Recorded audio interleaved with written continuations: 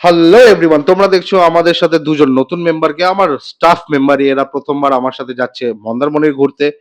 পুজো শেষ, আলো তো খুলে নেওয়া হবে, এসে আর এরকম আলো রাস্তায় আর দেখতে পাবো না হয়তো। তো সেই দুঃখে চলে গেলাম আমরা মন্দারমণি ট্রিপে।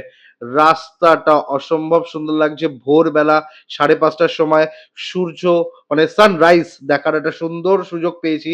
আর গাড়ি যখন ড্রাইভ করছি, এই মুখে যখন সূর্যের আলোটা পড়ছে, একটা আলাদাই ফ্লেভার, লাইক ইউ হিট চাল্লা চল রাহি, এই গানটা শুনতে শুনতেই যাচ্ছিলাম, এত সুন্দর লাগছিল।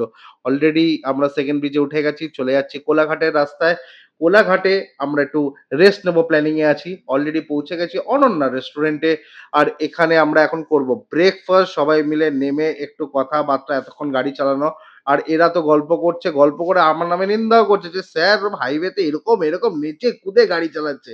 আর কারণ রাজা ফার্স্ট টাইম মন্দারমণি ট্রিপে নিজে নিজের গাড়ি চালিয়ে যাচ্ছে, তো এটা ওর জন্য একটা বড় ব্যাপার। রাস্তাটা অসম্ভব সুন্দর লাগছে, ওয়েদার চেঞ্জ, আবার বৃষ্টিও চালু। এই বৃষ্টির মধ্যে গাড়ি চালাতেও ভালো লাগছে, কাদা প্যাচ প্যাচ গাড়ি হয়ে গেছে, কিন্তু একটা ওয়েদারটা অসম্ভব সুন্দর। এই যে আমরা পৌঁছে গেলাম মন্দারমণির হোটেলে। হোটেলটা আমার একটু ফিসফিস লাগছিল, কিন্তু তারপরে হোটেলটা আমার খুব সুন্দর লেগেছে।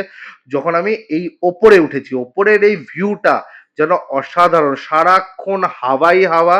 মানে চেয়ার নিয়ে ব্যালকনিতে বসে গেলে সারা দিন রাত আরামে কেটে যাবে। আর ওয়েদারটাও এত সুন্দর ছিল যে মজাই এসে গেছে। আর আমাদের ছেলেগুলো তো রুম থেকে বেরোচ্ছেই না। এরা রুমে, তোমরা রুমটা দেখতেই পাচ্ছ, খুব একটা বড় না, ছোটখাটো, কিন্তু যথেষ্ট সুন্দর। আবার রুমে বাথরুমে জাকুজি, স্যাম শুয়ে পড়েছে জাকুজির মধ্যে। ওর একটা আলাদাই স্বপ্ন ছিল যে জাকুজিতে শুয়ে আমি হাতে খাবো, বসবো, শোবো, সব ওখানেই করবো। যাই হোক, ছেলেরা পাগল হয়ে গেছে, অলরেডি ম্যাড।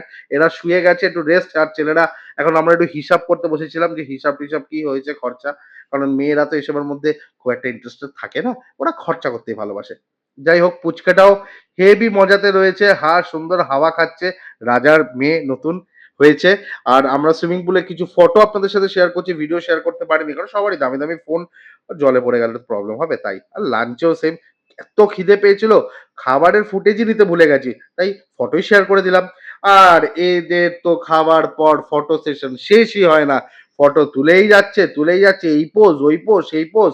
আর রাজা এখানে এসেও স্ট্রাগল করছে, ফটো তোলার পর চটি ছিঁড়ে গেছে, ফেবিকুইক কোথা থেকে জোগাড় করে চটির মধ্যে একটু ঠিক করে নেওয়া। আর ওয়েদারটা অসম্ভব সুন্দর লাগছে। দেখা হচ্ছে আবার নেক্সট ভিডিওতে।